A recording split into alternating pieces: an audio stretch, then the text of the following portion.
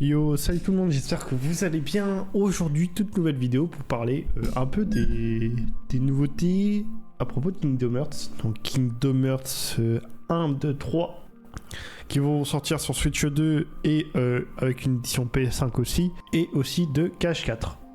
Donc voilà, ça a été annoncé au Nintendo Direct du mardi 9 juin. Et du coup, c'est pour KH4, il n'y a pas de date de sortie, donc on a du nouveau gameplay. Donc ça, c'est très intéressant.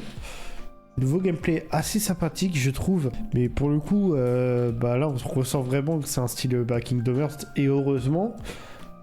Et en tout cas, ça fait un petit peu plaisir de le revoir, parce que des années qu'il a annoncé, on n'a pas de nouvelles, on sait pas sur quelle console il va sortir exactement, mais d'après ce qui a été dit, il sera sur Switch 2 exclusivement à sa sortie, je crois. Il me semble, je crois. En tout cas pour Kingdom Hearts 4, voilà, on a enfin des nouvelles. Le jeu est bel et bien existant. Il y a du gameplay, il y a tout ce qu'il faut. Après, il y a les cinématiques, il y a le gameplay. En fait, on est un petit peu nourri pour nous dire ok, il est bien en développement le jeu. Il est là, il est présent. Et cette vidéo n'est pas là que pour parler de KH4, comme je l'ai dit juste avant. Il y a aussi le Kingdom Hearts Collection 1 à 3 qui est sur PS5 et Switch 2 d'après le site de Square Enix. Donc voilà sur le site, comme annoncé sur Nintendo Switch 2. Donc voilà.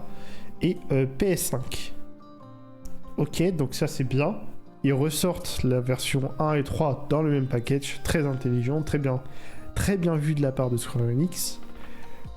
Mais il y a quelque chose qui me déplaît dans ce qui est annoncé.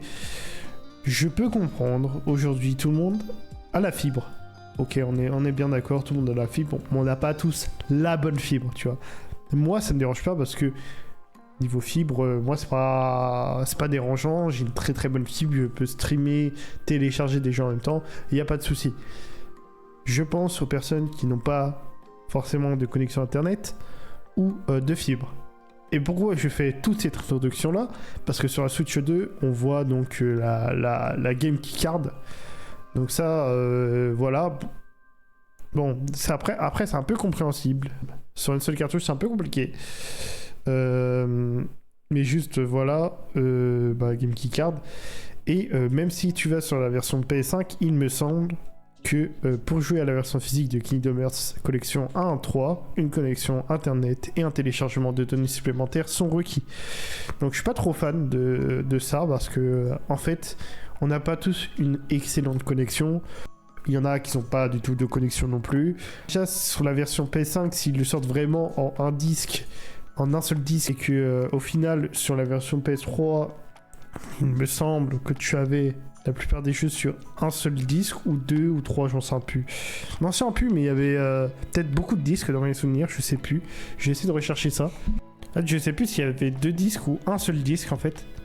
Il me semble que la plupart des jeux étaient gravés sur le CD, et là on va se retrouver sur quelque chose où on a juste le CD. Le CD, c'est juste une clé de jeu, un peu comme sur Xbox au final, il me semble.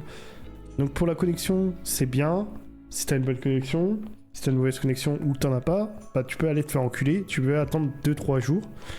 Donc c'est mieux, même si attention, la lecture quand tu graves sur ta PS5, enfin, quand t'installes le jeu sur ta PS5, c'est genre peut-être 1h30 le temps d'installer le jeu à partir du disque. À partir de la connexion internet, ça peut être un peu plus rapide en fonction de la connexion que t'as. Mais ça peut aussi durer 3 jours. Hein, pour ceux qui ont une mauvaise connexion, et ceux qui n'ont pas de connexion, hop, vous voyez celui-là. Voilà. Donc pour le coup, c'est pas, je sais pas s'il va vraiment, si ça va vraiment plaire aux joueurs ce genre de nouvelles. All-in-one package sur PS4 si vous voulez vraiment, si vous n'avez pas de connexion. Je pense pas que la qualité ou même la fluidité du jeu vont vraiment changer avec cette édition. Je pense que c'est juste une édition pour se mettre à jour aux normes. Ça sera peut-être à 60 FPS, peut-être à 120 si on le souhaite. Hein. Mais en tout cas, pour le coup, voilà. vous êtes un peu plus informé sur cette version-là. Il y aura donc une édition où il faudra obligatoirement une connexion internet. Voilà, c'est précisé dans leur site. Mais voilà. Voilà.